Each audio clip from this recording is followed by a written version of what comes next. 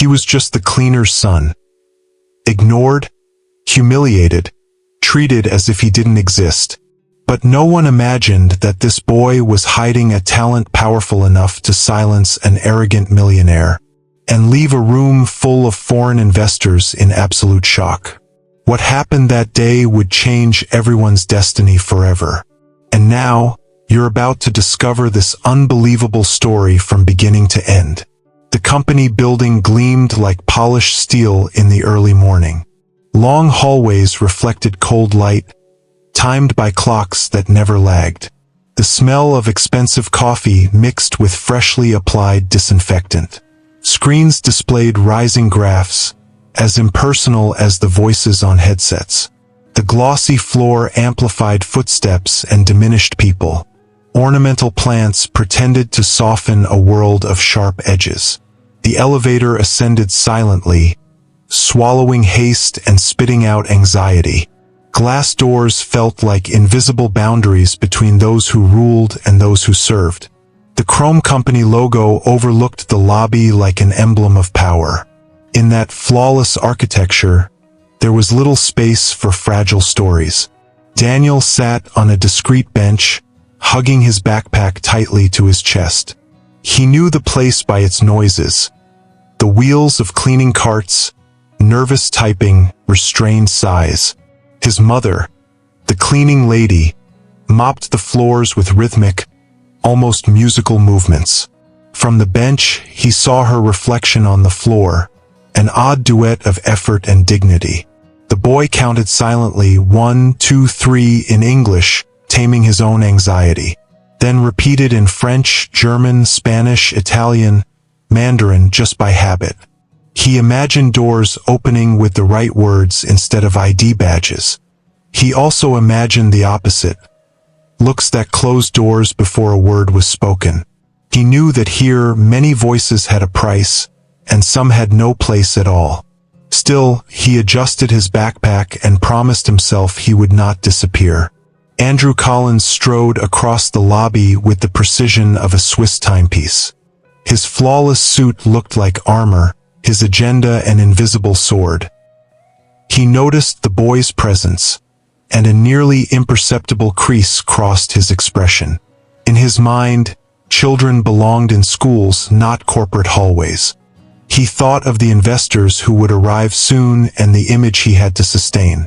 For Andrew, efficiency was order, and order left no room for human detours. He saw the cleaning woman bend down and concluded disorder, not necessity. The narrator knows, beneath that control lived an old fear of being judged small. Andrew hid it with numbers, spreadsheets, and rules no one dared to contest. That morning, he didn't yet know the exception sitting on the bench would change everything. At the public library, Daniel found the refuge life denied him at home. The old shelves held entire worlds waiting to be discovered. He spent hours among worn-out covers, breathing the scent of aged paper. While his classmates played in the streets, Daniel traveled through distant pages. His eyes lit up when he found words in other languages. It was like deciphering secret codes hidden by the world itself. The silence of the library became his truest companion. Cheap earphones fed him voices in French, German, and Italian. With every repetition, his pronunciation grew firmer, more confident. There, no one saw him as the cleaning lady's son, only as someone learning. The omniscient narrator reveals, Daniel never sought easy applause. He wanted to prove that worth was not measured by last names or addresses. He remembered the times Andrew ignored him in the company's hallways. That indifference burned deeper than open insults. So he studied as if every word were an invisible weapon. His notebooks overflowed with notes, scribbles, and translations. He repeated phrases until they sounded natural, as if he'd been born with them. He dreamed of one day using that talent in front of important people. Not to humiliate, but to show that no one is ever too small. Still, he knew destiny rarely gave the stage to boys like him. While Andrew closed deals, Daniel closed his eyes and imagined. He pictured himself at great tables, translating ideas between different worlds. He saw himself helping his mother, buying her the house she deserved. He dreamed of a future where the boss would need to listen to him, not ignore him. But when he opened his eyes, he only saw the silent shelves. The echo of reality reminded him that no one there believed in his potential. There was no mentor, no encouragement, only his secret discipline. With each word learned, he reinforced within himself a silent pact. One day someone would listen. One day his voice would matter. Until then, his talent remained hidden, like a buried treasure. That cloudy morning, the city seemed even grayer to Daniel's mother. The neighbor who usually watched him had suddenly fallen ill. With no one else to leave him with, her heart clenched. Missing work was not an option. Unemployment's shadow loomed constantly. She knew Andrew Collins did not tolerate excuses or absences. The company hallways were as rigid as he was, cold and inflexible. With heavy breath, she decided to take him along. Daniel walked beside her, his backpack thumping against his legs. The boy didn't complain. He understood more than his age allowed. He knew this day would be different, though not yet how much. His mother chose an empty room, away from the company's center. She sat Daniel on a chair near the window. Before leaving, she knelt down and held his small hands. "Stay quiet. Don't make a sound, all right?" she whispered. Her eyes pleaded more than her voice dared to show. She feared Andrew discovering him and lashing out harshly. Daniel nodded, promising to obey. She slipped out, closing the door softly, as though sealing a secret. The silence of the room wrapped around him, but did not frighten him. He unzipped his backpack, pulled out a book, and began reading in English. The narrator paints the contrast. Outside, corporate gears kept spinning. Men in suits walked briskly, eyes locked on screens. Inside the room, a 12-year-old recited foreign words. It was a parallel universe, invisible to everyone but him. Meanwhile, Andrew moved through the hallways, preparing for the meeting. The tension in the air was nearly tangible, like a prelude to conflict. Destiny, silent, was drafting its own script. The clash between arrogance and humility was already written, and the stage for that story was about to reveal itself. The boy did not yet know, but he was about to be tested. Andrew Collins walked down the corridor with firm steps, each strike of his shoes echoing his authority. His gaze scanned the environment for imperfections, as though order in the company was an extension of himself.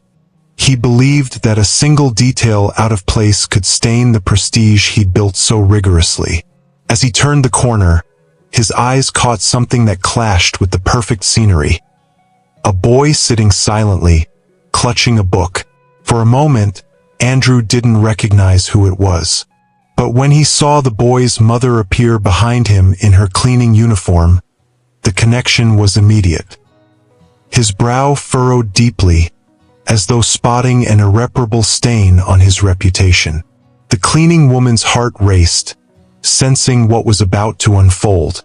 The silence of the corridor transformed into an invisible stage of tension. In that instant, power and fragility stood face to face. Andrew stopped in front of them and lifted his chin, imposing his superiority with a single gesture.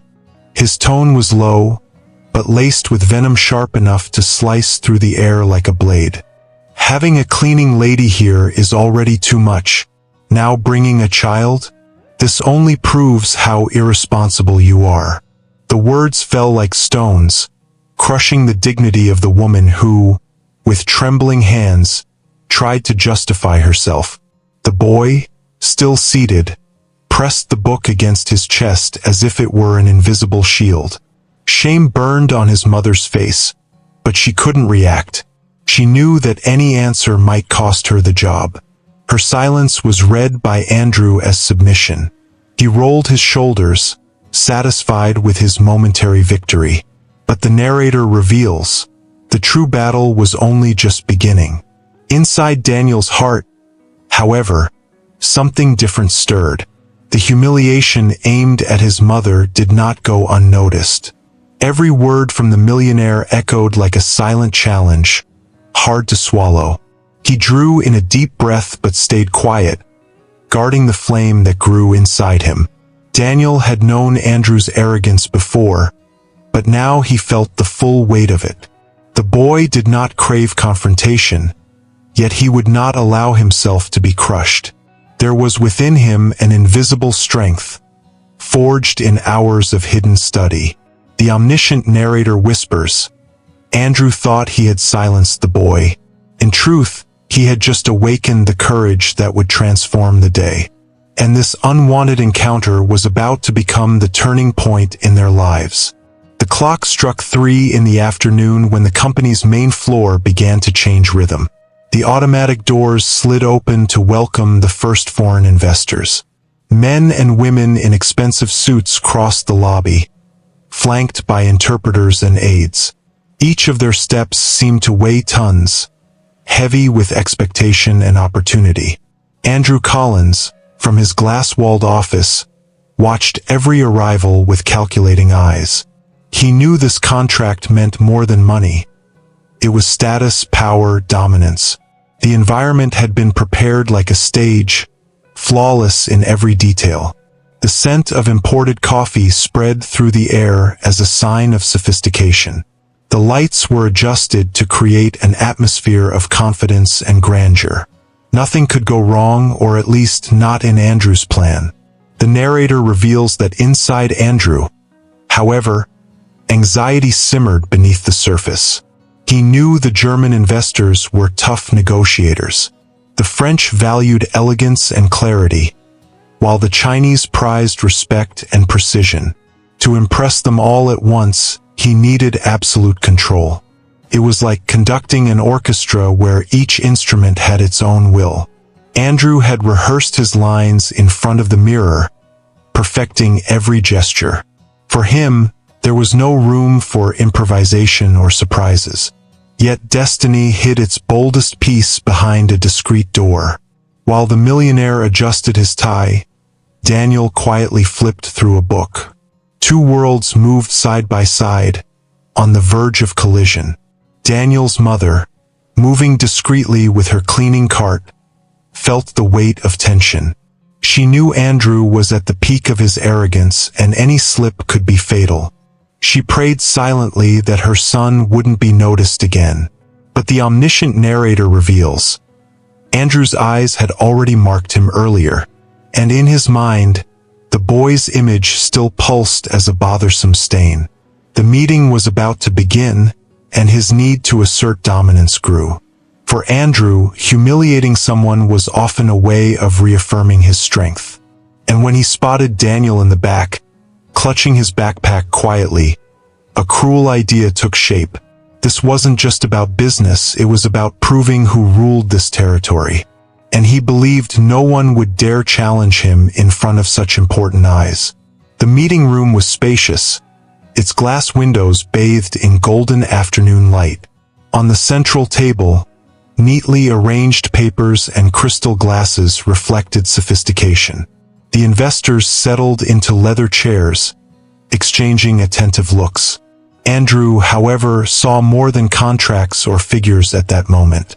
His gaze slid toward the corner of the room and found Daniel, sitting silently. The boy kept his eyes lowered, gripping his backpack tightly against his chest. The contrast was glaring.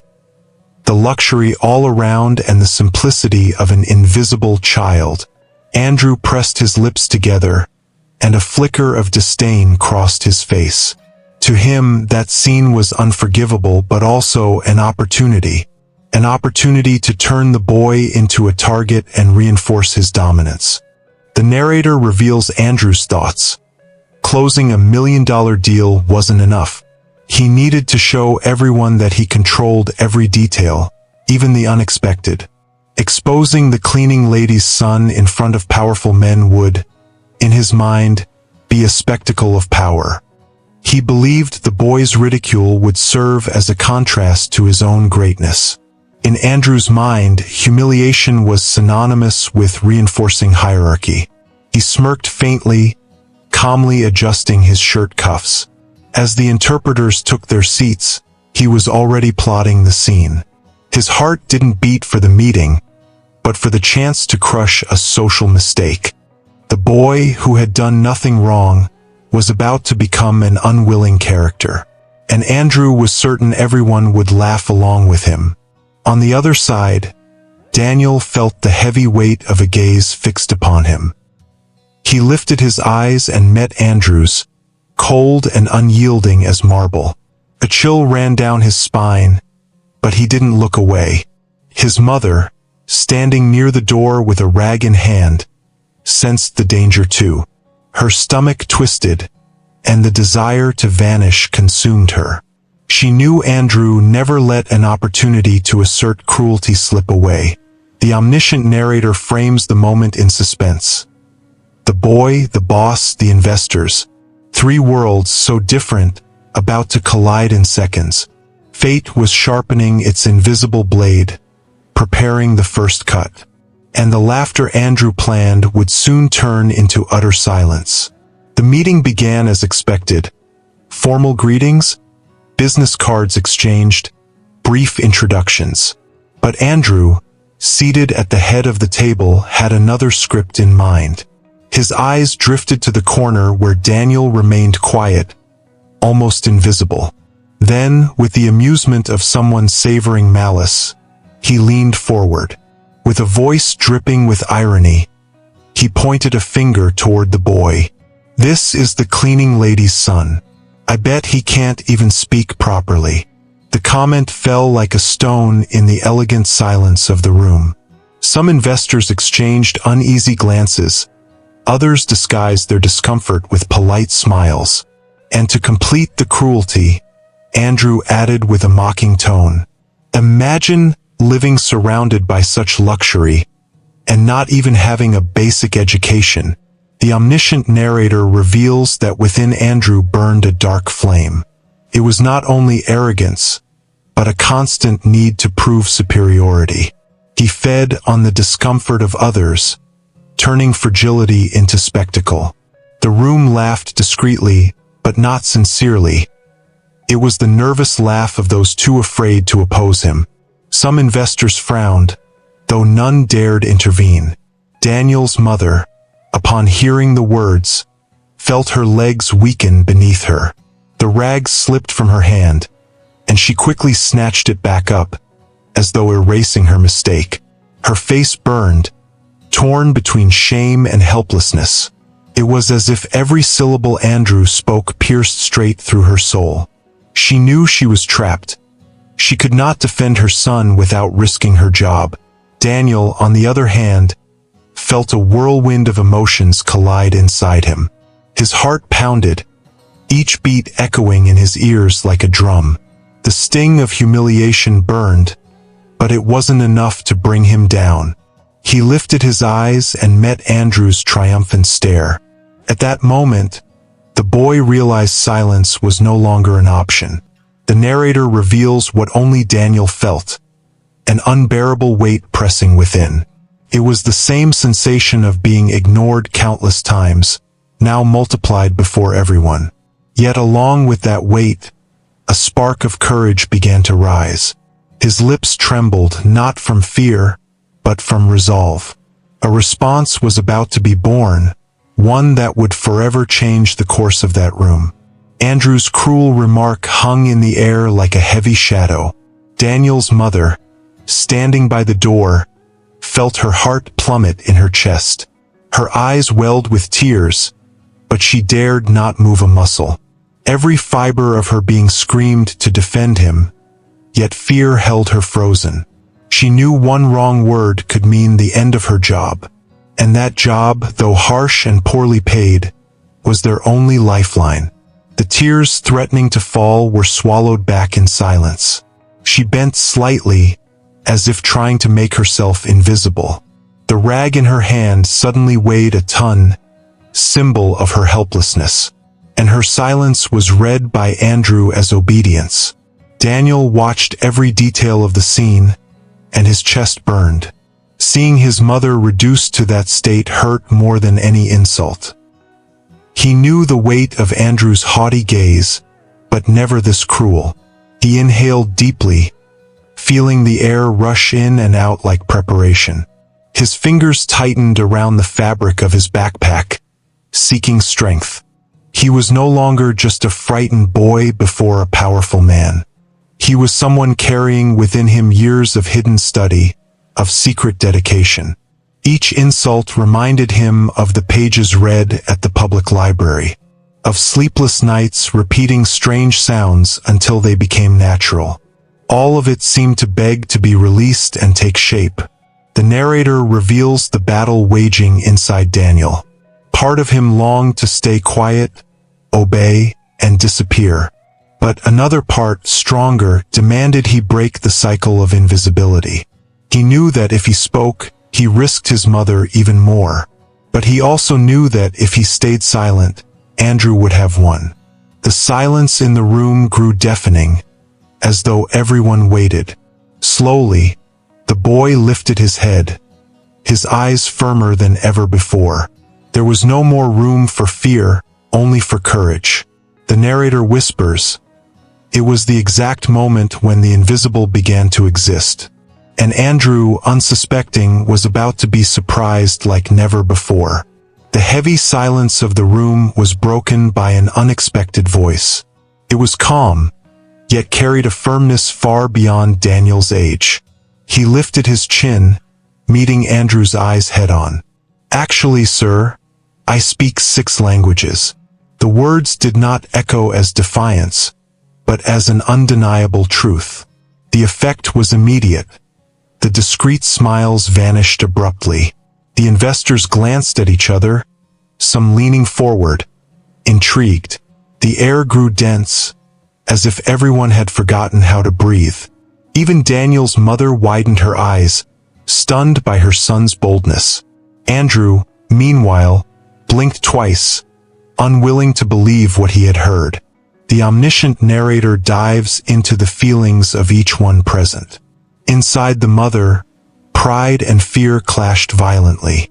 She longed to embrace him, yet dreaded the punishment such words could provoke. The investors felt a spark of curiosity, almost of expectation. And Andrew, inwardly, felt the solid ground beneath his feet begin to crumble. He wondered if he had heard correctly, or if the boy was bluffing. His mind, so accustomed to control, scrambled for quick justifications. But nothing explained the tranquility etched on Daniel's face. There was no arrogance in the boy, only the certainty of someone who knew his worth. It was that serenity that made him even more disarming. Andrew tried to recover his composure, curling his lips into a mocking smile. Sarcasm seemed his only shield against the invisible threat. 6 languages? A cleaner son? Now that I have to see. His tone mixed disbelief with challenge, as though expecting the boy to fail. Some investors adjusted their ties, waiting to see what would unfold. The narrator reveals, at that moment the negotiation table lost importance. Every eye was fixed on a 12-year-old boy.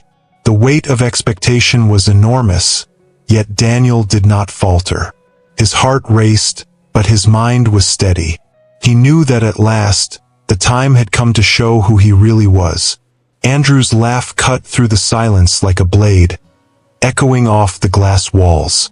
It was loud, exaggerated, a desperate attempt to reclaim the control he had just lost. 6 languages? A cleaner son? Then prove it, he said, folding his arms with a challenging air. The investors shifted in their chairs, some frowning at the veiled humiliation. Daniel's mother pressed the rag against her chest, as if to shield her pounding heart. But the boy, still seated in the corner, did not hesitate for even a second. He rose calmly and took 2 steps forward, the book still clutched in his hands. He looked at each foreign guest, as though silently asking for permission. Then he drew a deep breath and let the words flow. The entire room leaned in to listen, as if time itself had stopped. Guten Tag, mein Damen und Herren. Es ist mir eine Freude, Sie kennenzulernen. The German investor's eyes widened, recognizing flawless pronunciation. Before anyone could react, Daniel shifted his tone and continued. Bonjour, messieurs.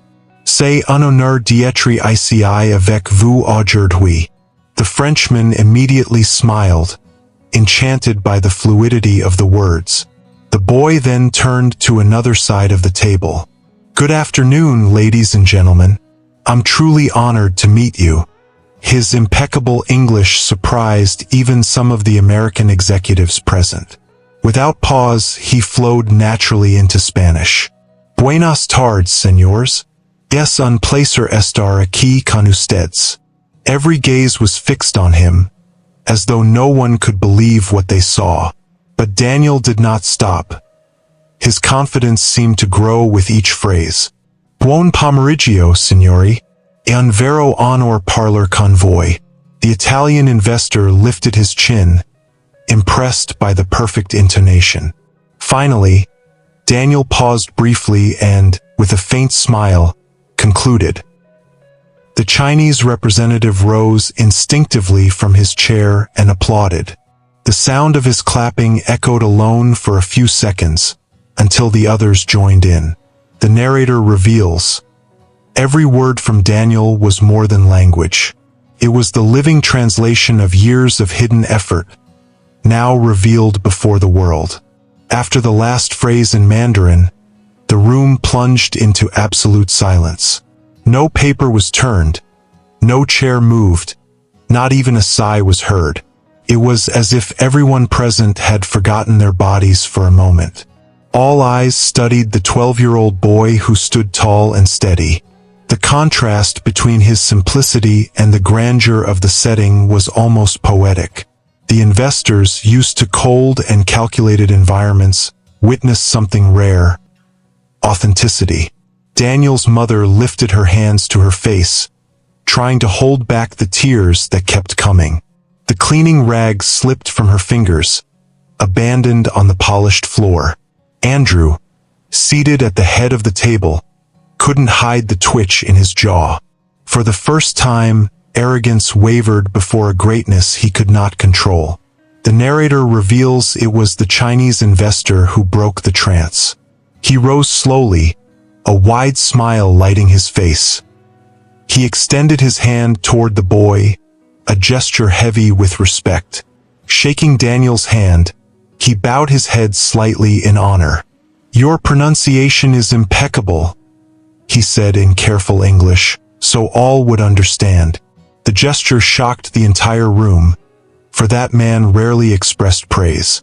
The German leaned forward, adjusting his glasses, murmuring something in his own language. The Frenchman clapped discreetly, smiling with genuine delight at such rare talent. Even the interpreters, paid to be the bridges of the meeting, were left speechless. It was impossible not to recognize the brilliance that had just been revealed. Inside Andrew, the narrator describes a silent storm. The millionaire tried to maintain his posture, but his pride lay in ruins. The laughter he had planned turned to ridicule for himself, not for the boy. His throat felt dry, and his tie now strangled him like a rope. Every admiring glance cast at Daniel was like a veiled accusation. He was no longer the center of the room, but merely a spectator to unexpected greatness. His calculating mind scrambled desperately for a way to regain control. But the more he thought, the more he realized the impossible. He had lost it, and under the investor's watchful eyes, any rash move would be fatal. The room, once the stage of his sovereignty, now echoed only Daniel's name. The first exchanges of words among the investors exposed the challenge Andrew dreaded. Despite the interpreters, ideas stalled in literal translation. Minor misunderstandings rose like stones in a river meant to flow freely. The German frowned, dissatisfied with the sluggish pace. The Frenchman sighed discreetly, impatience impossible to disguise. The Chinese remained silent, though his eyes betrayed suspicion. Andrew tugged at his tie, pretending calm, though sweat trickled down his neck. The $1 million contract, once within reach, now slipped away like sand. It was at that moment that a clear yet gentle voice cut through the unease. From the back of the room, Daniel asked permission to help. The narrator reveals the stares that turned immediately to the boy, some disbelieving, others curious, but all struck by his boldness. Andrew almost leapt up to stop him, but not a word left his lips. His silence made space for the unexpected. Daniel walked forward with steady steps, not like a boy, but like someone ready for the moment. He first addressed the German investor, listening carefully to his complaints. Then he translated into English with clarity and emotion. No stumbles, no hesitation. Next, he repeated in French and Chinese, adjusting tone and gestures like a true professional. With each phrase, the tension around the table dissolved. The impossible was unfolding before astonished eyes. A boy was guiding businessmen. Within minutes, the pace of the meeting transformed completely. The interpreters, once essential, now stood back in respectful silence. Ideas flowed naturally, bridging cultures and interests once divided. The German finally smiled, satisfied with the clarity of answers. The Frenchman relaxed his shoulders, contributing more warmly than before. The Chinese, once skeptical, now engaged with genuine confidence. Andrew, frozen in his chair, watched in disbelief. Each word Daniel spoke was a cruel reminder of his arrogance. The omniscient narrator whispers, "This contract would not be saved by Andrew's power. It would be saved by the courage and talent of a once invisible boy who now shone." The flow of conversation, once clogged, now ran like a free river. Each idea voiced was immediately understood by all, with no barriers. Proposals gained clarity. Numbers were discussed without confusion. The German, content, jotted notes with a faint smile. The Frenchman gestured animatedly, engaged in the discussion as rarely before. The Chinese, confident, nodded silently, showing growing respect.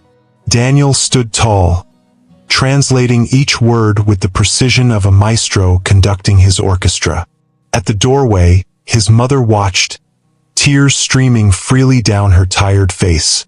It was as if life, for once, had returned her a measure of justice.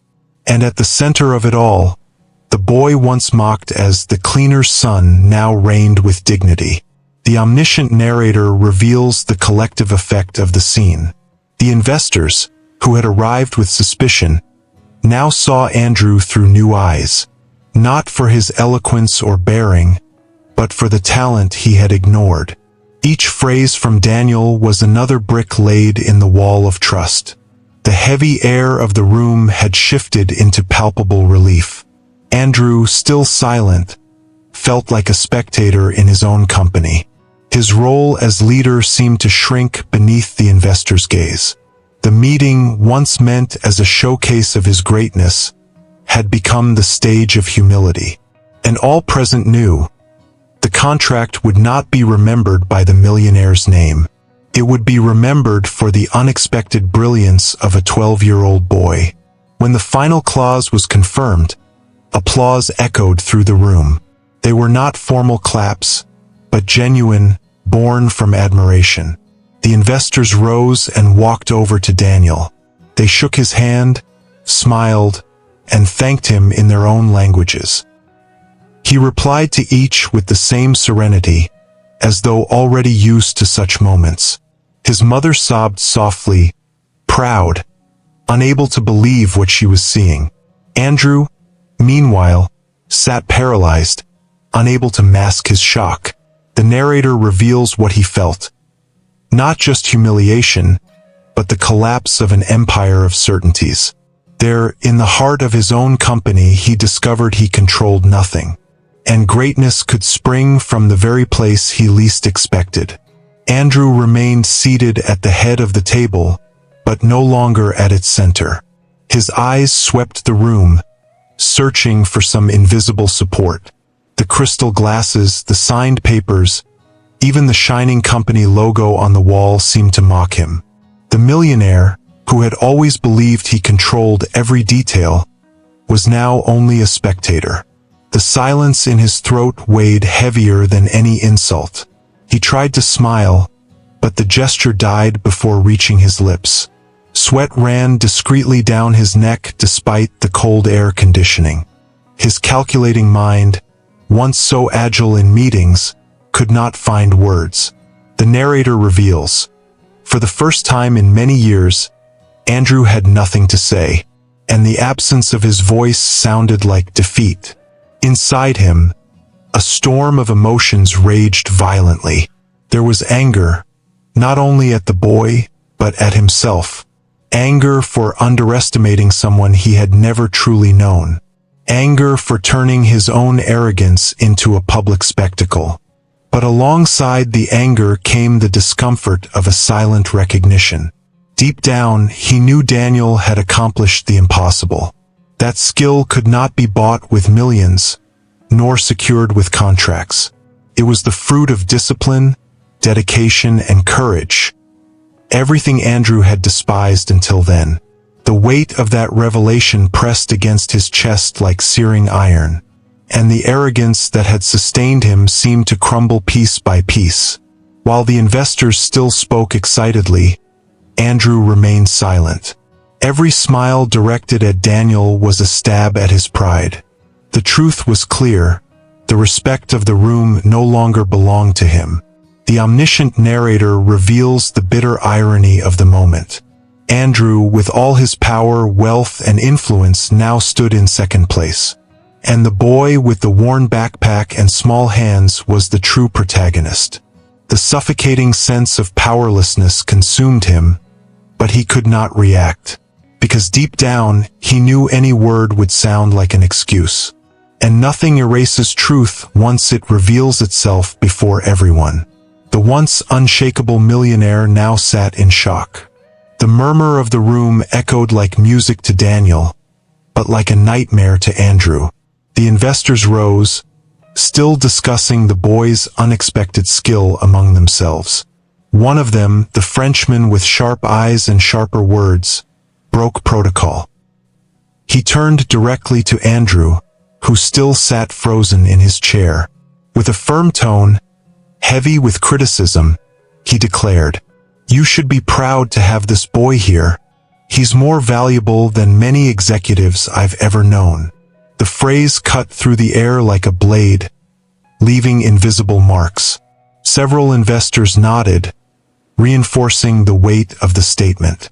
Andrew, who had always demanded reverence, was now the target of reproach.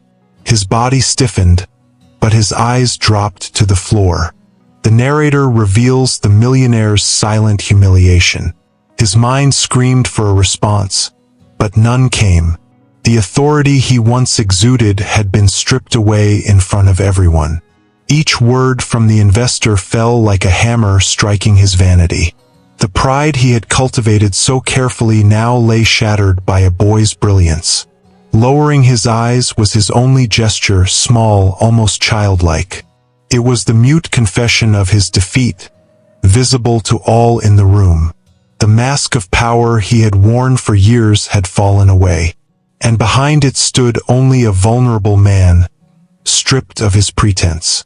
The narrator whispers, Andrew discovered, too late, that respect cannot be bought. Meanwhile, Daniel felt a different warmth fill his chest. It wasn't vanity, but the sensation of finally being seen. The investor's eyes carried no pity, only genuine respect. His mother, standing at the door, now wept openly, no longer afraid to show it. She saw not just her son shining, but injustice unraveling before her eyes. The executives approached to shake Daniel's hand, some even offering business cards. Each handshake was another confirmation of his silent victory.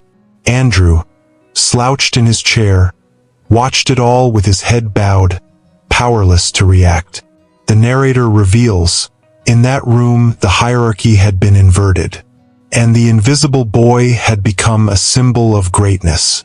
After receiving the greetings, Daniel did not allow himself to be swept away. His eyes, still shining with confidence, sought the figure that mattered most. At the door, his mother cried with emotion, hands covering her tired face. He walked to her calmly, leaving behind the admiring stares. When he reached her, he said nothing grand. He simply hugged her tightly. Her body trembled, but now not with fear, with pride.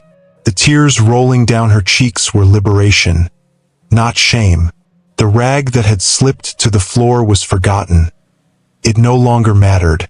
That embrace, in front of so many, was worth more than any contract. And in that simple gesture, true greatness was revealed. The omniscient narrator describes the silent impact of the scene. The investors, accustomed to numbers, felt something different, humanity. An invisible weight lingered, as though all were learning a shared lesson. The room, once filled with spreadsheets and arrogance, now breathed respect. The murmurs ceased, replaced by reverent silence. No one dared interrupt such a pure moment. Andrew, hunched in his chair, witnessed what he had never imagined. His empire of numbers seemed small before such a simple truth. And the narrator whispers, at that moment it wasn't business being sealed. It was an ancient wound of inequality being, if only briefly, mended. Then the final lesson echoed in every mind present. Never underestimate someone because of their social position. For what many call weakness may, in truth, be the greatest strength. True wealth is not found in the pocket, but in knowledge and courage. Daniel, without speeches, had proven this with his very existence. His mother, once humiliated, now stood seen as the root of an extraordinary boy. And the investors left with more than a contract, they left with a story. A story that would be remembered by all who had witnessed it. And deep down it would change how they looked at others. For on that day, the invisible became unforgettable. If this story touched your heart, don't forget to subscribe to the channel, turn on the notification bell so you won't miss any new videos, and of course, leave your like. It helps the channel keep bringing emotional stories like this one. Thank you so much for your support.